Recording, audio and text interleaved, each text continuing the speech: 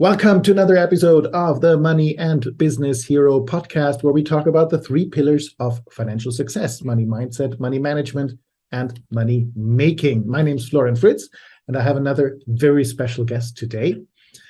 She is a mindset and marketing expert. She's 20 years experience in speaking internationally, and she works with small business owners to help them understand digital marketing and automation so that they can regain freedom and profits that they want from their businesses. And I love to talk about freedom and profits. So welcome, Michelle Nedelec. Great to have you here. Well, thank you for having me. I'm excited. Yay. Awesome. Yay. Now, how did you become an expert on business and marketing automation? Well, I started in about 2003, and my partner and I were looking for some leadership development courses, and we found Bob Proctor. And I don't know if you know Bob Proctor, but he speaks about the laws of nature that govern success. And if you abide by the laws of nature, success becomes inevitable. And we went, well, that sounds pretty good, as opposed to, think happy thoughts and happy things will happen to you, which we went, yeah, whatever. But Bob took it to kind of a scientific level that really appealed to us, and we could hone in and made huge improvements. So as soon as we started going through all of his information, our finances changed, our relationship with each other changed, our relationship with our teenage boys changed. God knows if you can change that relationship, you're doing pretty good. So we were like knee deep in that, and it was fantastic. And at that time, I was kind of in a foray of I could either go into website development because I was a computer programmer. My partner teases me I wasn't a very good computer programmer because I wasn't the kind of person that you slide the piece under the door to. I was way too outgoing and sociable to become a programmer. I'm like, program, I'm okay at this. So it wasn't that I was a bad programmer. It's just, just the teasing side of things. But I decided to go into the speaking side of things and to teach Bob's seminars because I figured at that time, it just wasn't public knowledge. People needed to know this. So I started doing the speaking side of things and helping entrepreneurs to grow their businesses in particular, and got in more into the executive coaching, more into the mindset of how do we change our beliefs and actually get to the root of it so that our results become more effortless in what we're doing. Because, humans tend to complicate things when they don't have to. Yeah, we do. We don't. Okay, it's just me. No, I'm totally guilty of that as well myself. So as we were doing that and studying the mind, I also started kind of delving into the marketing side of things and, how do we attract people? How do we hone in on messages? How do we become inviting to people as opposed to pushing them off or becoming offensive to them? And all of that training and helping other entrepreneurs in about 2015 or so, people were asking us for more online content because at that point we were still doing everything live, one-on-one or one-to-many in a live event. And so we started doing this digital thing. And I was in a fortunate position because Brad, my partner in business and pleasure, as we like to say, was very much a techie. He was hired by the big companies like IBM, Halliburton to do special software programs, develop things that hadn't been done before. So he had like 3-year projects to build software out with, multi-million-dollar budgets, all that kind of fun jazz. And as he's doing my stuff and I'm studying this whole online thing, because it's very different online marketing than it is traditional marketing, I could have changed to, okay, how to teach, how to speak in front of an audience, how to whatever. I had to kind of niche down. And I said, why don't we just help other speakers to get their stuff online? Because clearly nobody really likes the tech side of things. Everybody's getting brain aneurysms going, I gotta do what? Why do I need that? I need a shopping cart and a merchant. Like, I don't get it. I don't want to get it. Just let me do what I do, get on stage and speak, and somebody else has got to do this crap for me. So we figured it was a good opportunity to be able to restructure and hone in on that. And that's what we decided to do. And as Brad found new software, he found Infusionsoft, which is now Keep Max Classic. And he said, I'm thinking about changing. You do whatever you want to, love, just as long as I get my tech done. And the clouds parted, the angels sang, and he loved the software because it did everything that he wanted it to do and more. And every time I said, hey, can you do this thing? Which, every every husband loves to hear.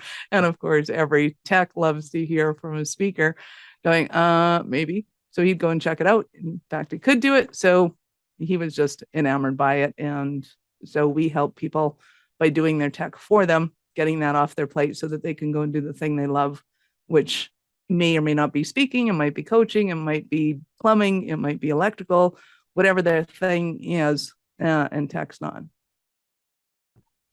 Awesome. So you do that for other people. You're not just do. telling them how to do it, you're actually doing it for them. Yeah, exactly. Because inevitably, if you tell somebody how to do tech, they're like, yeah, that'll take 3 years. Get back to me. Yes. And in the end, I will never finish it. Yeah, exactly. Right. Now there's tons of digital marketing experts out there. There is. What do you do different?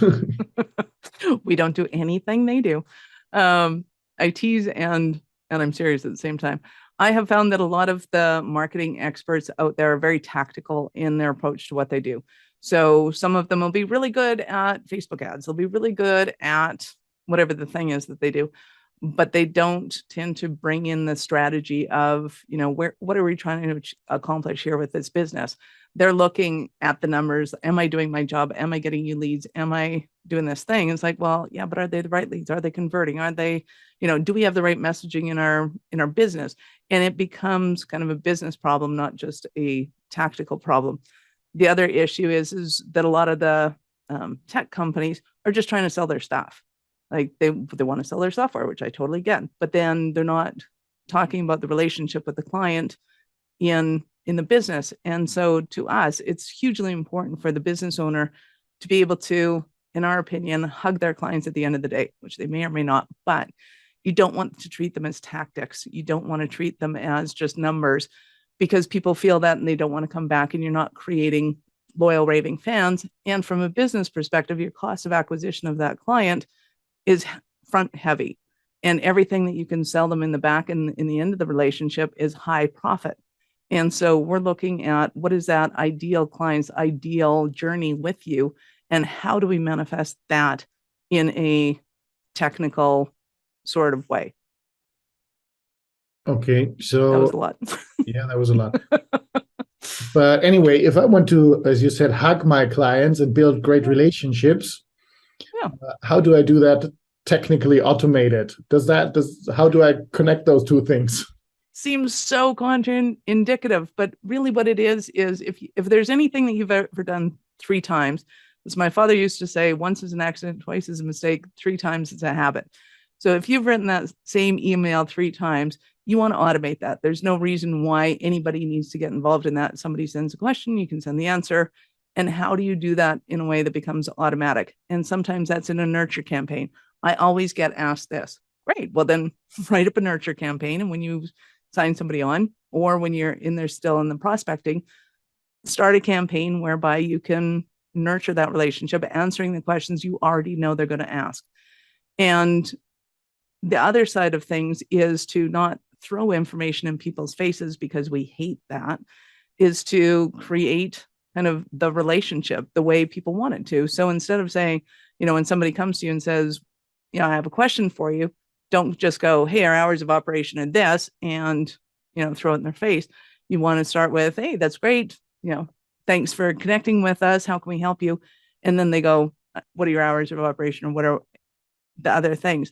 Or a better way to explain this is looking at all of your campaigns, whether it's your email campaigns, text campaigns, Facebook, auto messaging, anything, looking at it from the client's perspective and going, hey, if this was me coming into a company, how do I want to be approached?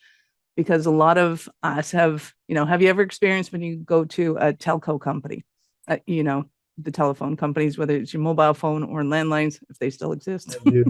You wait for half an hour at first. Exactly. You get the preliminary hour on hold, and then you get the, hey, sorry, we're not available. Sometimes they just hang up on you because nobody's in the office anymore, which is really rude. Or our options have changed. They haven't changed in 3 years. And all you want to do is talk to somebody. Well, have the option to talk to somebody.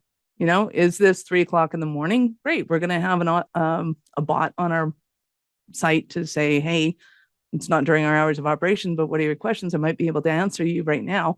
Awesome. Then I know it's a bot. You haven't hid that from me. You're not lying to me saying it's a human. I know it's a bot, or you say it's your dog, which is super fun too. And then I get some of my questions asked, and you go, hey, if this doesn't answer your questions, our hours of operation are here. We'd be happy to connect with you then. Or here's a link, schedule an event with us that works at a time for both of us. We can create that human relationship with our prospects, even though we've never met them, in a way that appeals to them because we understand them, not just how we want to do business. Okay, interesting. So is that the first thing you would recommend people to automate the first contact, or what's the first thing people should start with automating? Not necessarily. It totally depends. So what we do is we meet with our clients and have a strategy session with them. What are you trying to create? Who is your ideal client? How do they typically approach you? Because some of them may not go to the website to approach them. Some of them might still be looking for a phone number somewhere. Well, great. Have we optimized our Google business? Have we looked at kind of where those leads are coming from and optimized those? If your audience is over 65, say you only deal with retirees and elderly, right, they're not going to go to Google to find out where you are. If, on the other hand, your majority of your audience is 25 and under, they may not go to Google either. They may be going straight to YouTube, and that's where they find all their information. So it becomes important to know who your audience is and where they typically go to find information. So instead of doing what those of us in our 40s and 50s are doing, which is like, hey, we'll just put it everywhere, and wherever they are, they can find it. It doesn't really make sense because there's no point in spending a lot of time on TikTok when my audience is just on LinkedIn. Yep, I'm sure that's true. So the first thing you automate, it totally depends. It's what do you typically do over and over again that's causing you inefficiencies in your business and overcomplicating your business that we could help to simplify and streamline that relationship. That's where we start. Okay, great. Makes sense. Now we've been talking about marketing and business automation. Is that the same thing, or is there a difference? It's not. So business automation is kind of the overall umbrella of what's happening in your business and how do you start automating. So it might be, when people call in, do you have a call center? Is that aspect of it automated? If you have a, what's the word I'm looking for, where you build stuff, you have a, your manufacturing plant. Obviously, there's things in the manufacturing that you can automate. And then there's this narrow niche of marketing automation, which typically starts with either your social media and how you're bringing your leads in, or it starts with your CRM if you have a client-centric CRM, which you should, because that allows you then to focus in on your clients and where their needs are. And then we work out from there in the marketing realm. So the leads, I can't believe my words are escaping me. That's hilarious. The conversion to the sales, and then what do you do with the sales after that? Okay, great. So, and you were focusing on the marketing automation of business automation. Is that right? Well, ironically, we just got approved by the Canadian government to do we're a certified digital advisor with the Canadian government. And so businesses between $1 and $1 million can come to us, and we will do a digital adoption roadmap for them. And we're looking at all aspects of our business. Because of Brad's vast technological experience with businesses, he can look at kind of everything from the lead gen all the way to the manufacturing and onward of what a business needs. Mostly we're looking at a client's data and how it integrates within their system. So if they have, say, a marketing department, they have a sales department, they have their finance department, or in smaller businesses, they have their social media, they have their appointments that they have to do, and they go into QuickBooks. It's still kind of the same concept of making sure that that data all integrates. And then when it comes to the fulfillment, we specialize in the digital or in the marketing automation side of things, and we can refer out for the rest of the digital marketing or business marketing. Okay. Business automation. This is automation. Okay. Now, can I not simply automate by having a VA somewhere That's automation for you, but not so much for your. And doing the lead capturing and nurturing and that for me. Yeah, and you can. That's again, it's not really automation. It's getting it off your plate, which is great. The issue becomes that when you have computers doing things that happen 24/7, right? So say you're now going global and you get an international basis. People are calling you or looking you up, at least on your website, 24 hours a day, right? You want to be able to obviously have a website, which is a computer system. Then you want to be able to have opt-ins for them, information that people can get by giving you their name and email. All of that you want done on a computer, because if they go, hey, can I get your document? And somebody has to email them back and go, yeah, here it is. That's a very manual process that some people still do. It's not a good idea. Because now you have to hire staff 24/7 in order to be able to be accessible when people want it. So things like that, you want to automate right away and have computers taking over that. Where you want to have a VA is where, in my opinion, the human aspect becomes integral into that relationship. So that might be organizing your things, might be prioritizing your emails, it might be prioritizing your travel arrangements and things where people are really good at that, right? I can see that it's not typical. I need to get creative with this. People are very creative. They're very spontaneous. There are a lot of things that are awesome and amazing that aren't computers. And computers can just go 24/7 and do the rogue routines over and over again, and they don't think about it, right? And they don't screw it up, typically. Hopefully, yes. Typically. If they do, until they do, in which case then they do it big time, right? Exactly. Go big or stay home. Now you work with Infusionsoft, right? We do. Isn't that pretty expensive? Like, how big should my income or my a lot of people say that, but when I go that? and look at what they've created in place of it, what I see when we started doing our programs, we were getting coaching on, you need the shopping cart, you need the merchant account, you need the, and we created this massive software complexity that I love to call Frankenware. So poor Frank, anytime one piece of software had an update, arms were falling out, limbs were falling off, eyes were popping out. It wasn't working so hot. And that's why Brad went to Infusionsoft. When I'm looking at people's businesses and what they have set up, oftentimes they will have Frankenware in order to try and get all of their business needs met with the different types of software. And it just overcomplicates things. They're not getting the integration. They're still having to do manual entering. And that becomes exceptionally expensive. So right now, as of the recording of this, I think Infusionsoft starts at like $250 a month, US. And to me, that's kind of the price of putting on your lights when you go into the office, right? You're spending that on your electricity, especially if you live in Calgary. And it's just kind of a cost of doing business. And if you're looking at the efficiency of the system, things like if you have a monthly membership and you want people to pay monthly for that, Infusionsoft takes care of those monthly payments and makes sure that people have access to the course if they're paying, that they don't have access if they're not paying. If their credit card comes, isn't going through, sends them an email and says, hey, do you want to check the expiration date if it's expired? Or do you want to change your credit card if it's not? And that alone, paying somebody to do your accounts receivable on that can be a minimum of $500 a month, if not $1,000 a month. I've seen people spending more than that on trying to keep up with their monthly memberships and dues, and they can have a system in place that covers it, and it's half the cost at minimum. So it's really looking at where are you spending your money, why are you spending your money there? Is it really doing the thing that you want it to do, and is it capable of doing all of the things you want it to do? Another issue comes in with affiliate marketing. Affiliate marketing is a fantastic way to scale a business, especially a coaching business, because you're going, hey, I deal with this niche market. Who else deals with this niche market but doesn't solve the problem I do?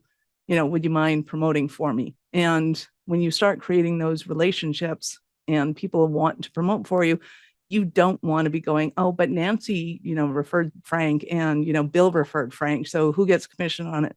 You want all of that automated and saying, hey, this is how this works. This is how we do things. It's all taken care of by computer. You can see who signed up in the back end. That again solves a lot of time and inefficiencies with dealing with people when you can just go, hey, this is the system we use and this is how it works. Which if Infusionsoft does brilliantly, and it's still one of the leaders in the industry on that. Okay, so I don't have to have like 5 different program softwares for this and for that. For the email, for the landing page, for the affiliate marketing, for the payment system and all that. I have all in one. And then you have a WordPress site with a Thrive theme on it, super inexpensive and easy. And then Infusionsoft, and yeah, it takes care of all of those. So it just creates for a more fluid and effective system. Are there other things that you can add to that, like a learning management system? Absolutely. Can you add ClickFunnels to make pretty pages with bump ups and all that kind of fun stuff? Absolutely, you can. But it's a question then of, why do you want to do it that way? And is it really going to build up your business and increase your lead conversion? Or is it, the marketing that's been given to you and you go, that's your choice. Okay, thank you. So would you recommend that people, wherever you are in your business, just starting or wherever, or how far in, no matter, that everyone should start doing that, even when you're just starting over? Well, as an example, we have one client that started, she had a fantastic career in sales and decided she was going to start her own training company teaching people how to do sales. So she had no following, she had no social media, she had like nothing. She was starting from scratch and said, I want to do a live event in 2 months. And this is kind of how I want to do it. And she happened to have good connections and wanted to do it through affiliate marketing. He said, you're going to have to write your own content at this point. You're going to have to get a ton of stuff to us really fast because we need to get the swipe copy out right now. And then we got to start doing the promotions of it. And like everything has to go tickety boom. She's like, yep, I'm on it. We're good. So we did that. And her first 3-day event, 2 months after she started with her brand new business, made $30,000 at that event. A year later, she made $100,000 at that same 3-day event. So it's not about where you're starting in business. It's about what your mindset is of what do you want to build? What do you want to create? How do you want to do that? And I'm not saying that automation is great for everyone, because if you run the kind of coaching business where you just want to have 10 clients at 10 grand a year and you're like, I am golden. That's maybe 10 hours a week of work. And maybe I have to go and do some prep work for them.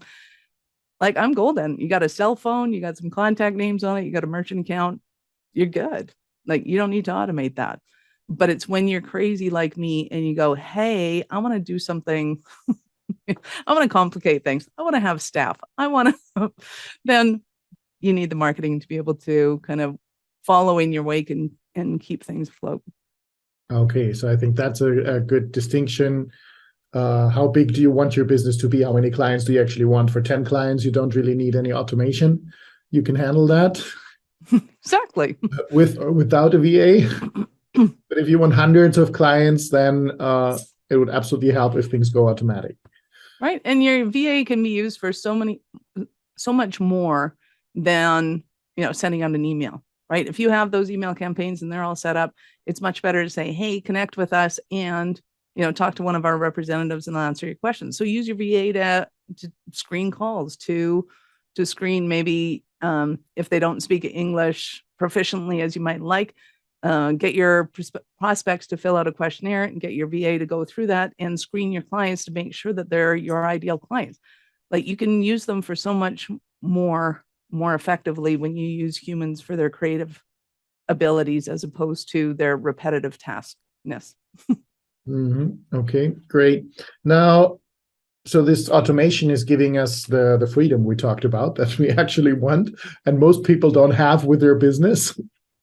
Right. And do you just set it up once and then it runs forever? You forget it and it just works and makes you money? That is the goal. That is the goal for a lot of people. They want to have that in there. The unfortunate part of business is the way that businesses grow. So some people are at the point where they've tested everything, they've gone through it, they've gone through their hot market, their warm market, they're into the cold market.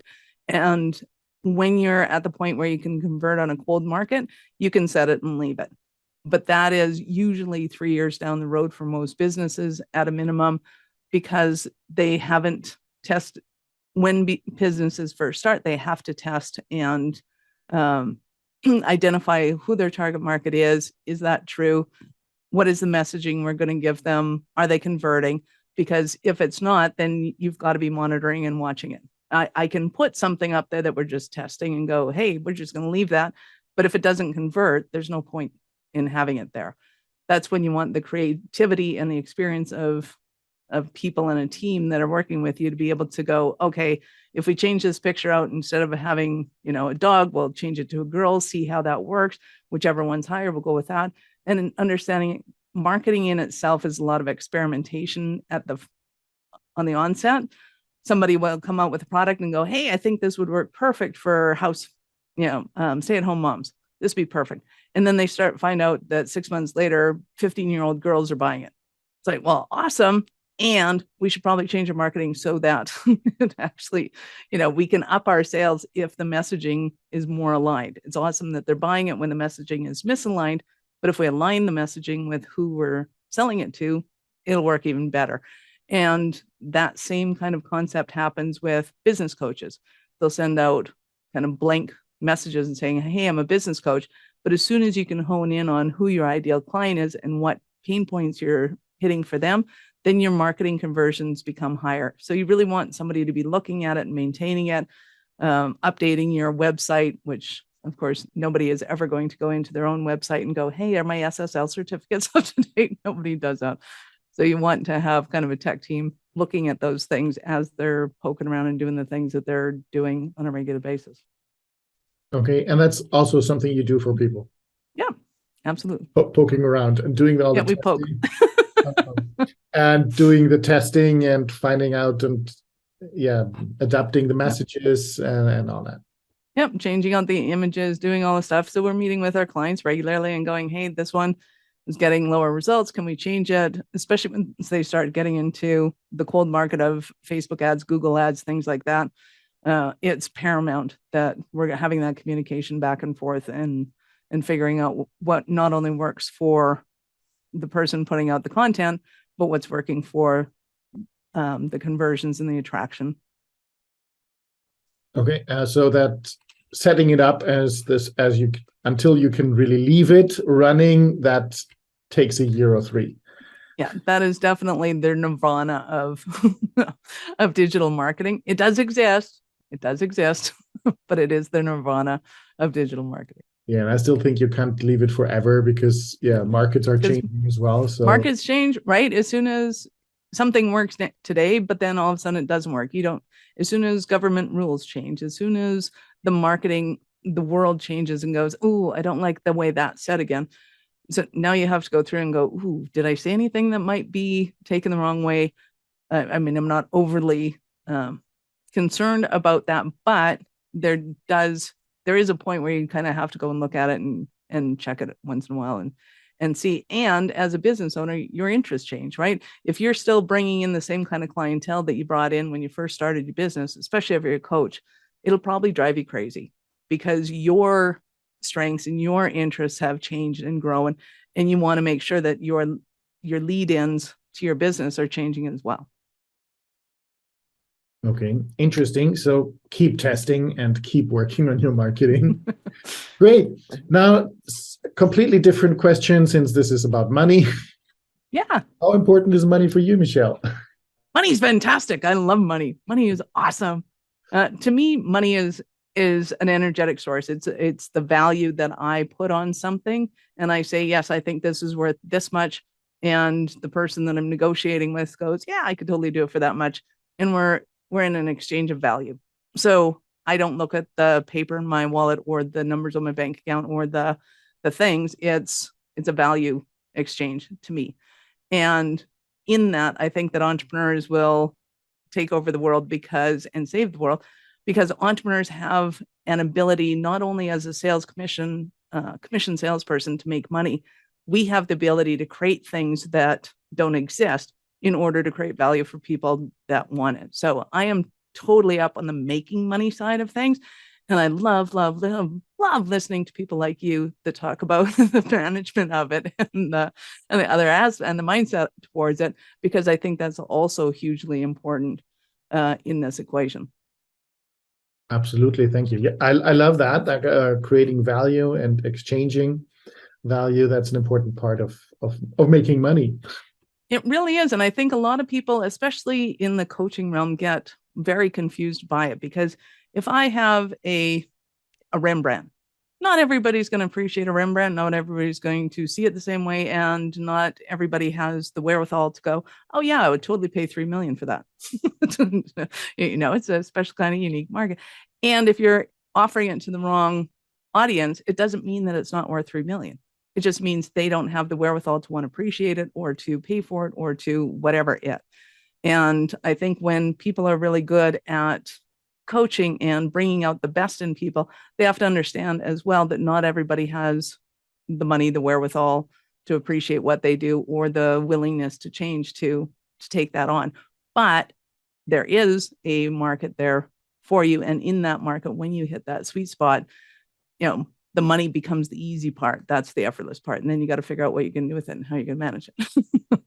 and all that security and alarms you need for if you have that Rembrandt in your house. Exactly. Okay, so find the sweet spot of the right market of people who want what you're offering and are willing and able to pay for it. So what's your personal purpose for money? What are you making? My personal purpose for money, one, is to be able to create a team.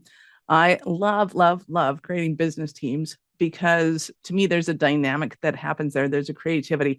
I go, hey, I was thinking about doing this thing. And Brad goes, oh, that means we're going to need this, that, and the other thing. And then somebody else goes, oh, okay, I can do this, that, and the other thing. And I heard that Frank was doing, and it creates this kind of excitement in this little microcosm of possibility. And it's in that being able to create a business, being able to travel the world, experience other people, being able to do podcasts and meeting other people, and just having the ability to go, hey, I got an idea and I'm going to follow through on it. And that takes money, usually, especially with me. Everything's so much easier with money, right? Even building teams. Great, thank you. And what's to help other people to make more money and have more money? What's your best wealth building tip for our audience? Become an entrepreneur and get a coach. Absolutely get a coach and figure out kind of how to, especially you. I think you would be one of the first people that you contact, because when you understand the mindset of wealth creation, when you understand the ability to make it and the ability to be able to manage that and how that all fits into business, it creates this extremely special state whereby you start to realize, hey, you have way more potential than you'll ever be able to realize, and just start tapping into it and having fun with it. Beautiful. Thank you. Get a coach. Very good tip. Very good. Invest in yourself. Awesome. Thank you. Now, if people want to get in contact with you, get help with their marketing automation, or know more about it, where can they find you? Yeah. Well, we do have a free gift for everybody. It is a website audit. We love that. So go to awarenessstrategies.com/website-audit. I'm sure the link will be in the notes. Absolutely. And all you have to do is put your business name in it or your URL in there, and it'll pop out a 30, 40 page report, depending on how big your website is. And it'll tell you all your red lights, your yellow lights, and your green lights, especially as far as Google is concerned, because they tend to be the online gods right now. Of if they're stopping your traffic, that's bad. You want to change that right away. And they are stopping a lot of people that don't have their SSL certificates updated. So if you don't know what that is, get a techie, get it updated on your website, and don't pay for it. Well, don't pay for it right now. That may change in 3 hours. And the second is your yellow lights, things that they're slowing down your traffic on. They're saying, hey, you said that this page is about this, but that's not what we're seeing. So we're not going to rank your page on Google. And that's not good. So you want to change those things. And then there's some things that you're doing great and they give you a green light on, and it's like, yay, we get to celebrate that, because you need to celebrate in entrepreneurship, because that's important. Celebrating is good. We love that. Awesome. So I will definitely post the link so people can go in and get the gift. And I guess once they get the gift, they will find your contacts there as well.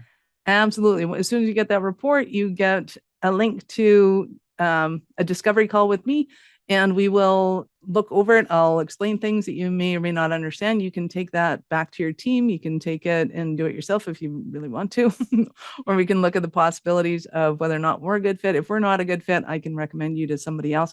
But there is a link to connect with me, and I'm happy to talk about helping you grow your business in any way that makes sense to you. Awesome. Beautiful. Thank you so much for coming. Before we finish this off, anything we forgot? Anything else you want to say?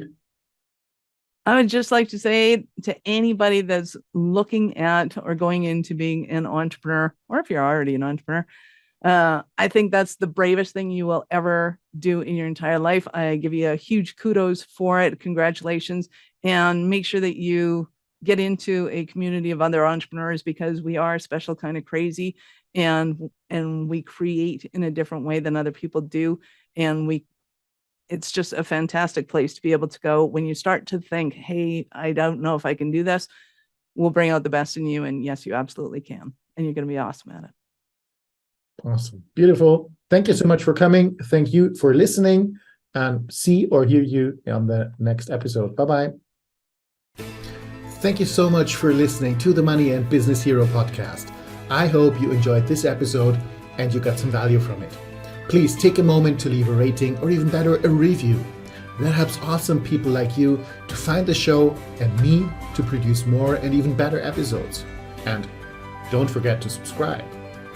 If you want to get regular free tips, tools, techniques on how to build wealth and financial freedom, or simply how to improve your financial life in all 3 pillars of financial success, join my free Money Hero Facebook group, facebook.com/groups/moneyhero. Find the link in the description, or find out more on the website moneyheroacademy.com.